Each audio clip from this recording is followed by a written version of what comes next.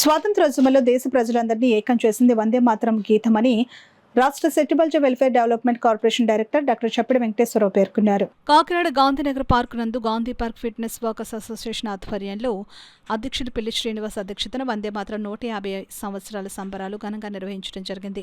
ఈ కార్యక్రమానికి ముఖ్య అతిథిగా రాష్ట్ర బీసీ కార్పొరేషన్ డైరెక్టర్ బాయికరావుపేట నియోజకవర్గ పరిశీలకులు డాక్టర్ చప్పిడి వెంకటేశ్వరరావు పాల్గొన్నారు. ఈ సందర్భంగా సామాజికవేత్త, స్వాతంత్ర సమరయోధులు కృష్ణగోపాల్ లునానిని ముఖ్య అతిథులు, అసోసియేషన్ సభ్యులు ఘనంగా సత్కరించారు. డాక్టర్ చప్పిడి మాట్లాడుతూ మన దేశ చరిత్ర చాలా గొప్పది అని, స్వాతంత్ర పోరాటంలో అసువులు బాసిన పోరాట యోధుల త్యాగ ఫలితమే మనం అనుభవిస్తున్న స్వేచ్ఛ అని తెలిపారు. ప్రతి ఒక్క భారతీయ పౌరుడు స్వాతంత్ర సమరయోధుల చరిత్రను తెలుసుకోవాలని అన్నారు. లునాని మాట్లాడుతూ దేశభక్తి భావాన్ని మేల్కొల్పిన వందే మాతరం గీతం భారత స్వాతంత్ర ఉద్యమానికి ప్రేరణగా నిలిచిందని, ఈ గీతం భారతమాతకు అర్పితమైన గౌరవ సూచకంగా మన హృదయాల్లో నిత్యజీవిగా నిలిచిందని, ప్రతి పౌరుడు వందే మాతరం గీతం యొక్క అర్థం, ఆత్మను స్మరించుకోవడం ద్వారా దేశభక్తిని పెంపొందించుకోవాలని, వందే మాతరం మన జాతీయ గర్వానికి ప్రతీక అని అన్నారు. ప్రముఖ న్యాయవాది పిల్లి శ్రీనివాస్ మాట్లాడుతూ గాంధీ పార్కుకు ఎంతో విశిష్టత ఉందని, ఇక్కడ 1923లో ఏఐసిసి సమావేశం నిర్వహించడం జరిగిందని, అంతటి మహోన్నత ప్రాంతంలో ఈరోజు మనం ఈ కార్యక్రమం నిర్వహించడం మన అదృష్టమని అన్నారు. ఈ కార్యక్రమంలో ఆనంద లహరి కళావేదిక వద్ద గాయకులచే వందే మాతరం గేయాన్ని, దేశభక్తి గేయాలను ఆలపించడం జరిగింది. అలాగే చిన్నారులచే అల్లూరి సీతారామరాజు నాటకం వేసి అలరించారు.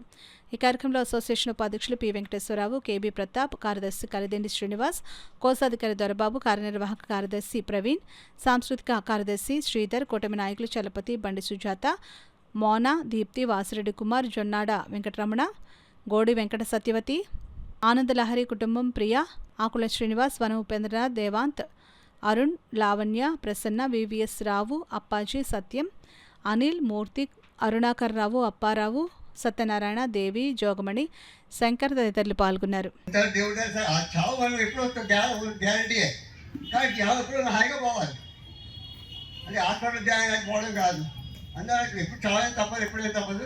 అప్పుడు ఆరోగ్యంగా మంచిగా చేస్తూ నేను ఆ యోగాసనం నేర్పుతాను, నేను వేస్తాను కూడా.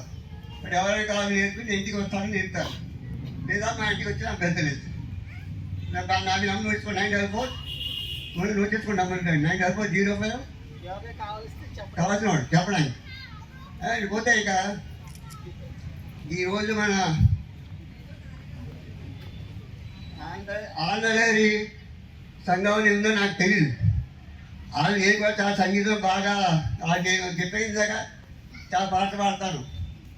ఇప్పుడు వయసు గురించి తేడా అవుతుంది అని కూడా చాలా సంగీతం చాలా ఇష్టం నాకు.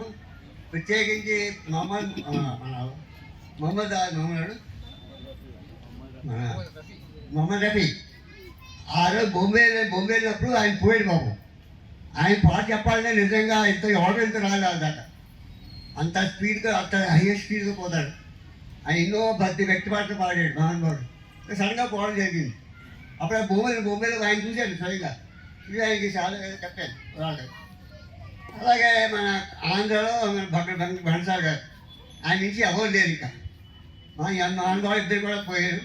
కానీ ఆయన కూడా మన ముందు వాళ్ళు అప్పుడు వాళ్ళు కూడా మన ఆంధ్రాకి వాళ్ళు కూడా మీరు దయచేసి జన్మదిన చేసే వాళ్ళు కూర్చున్నారు. అందరూ కూడా నేర్చుకుని, ఎందుకంటే అందరూ చదవలేం. నేను కూడా పూర్తిగా చదవలేం. మన సుందరి గారు చాలా బాగా చదివారు ఇక్కడ.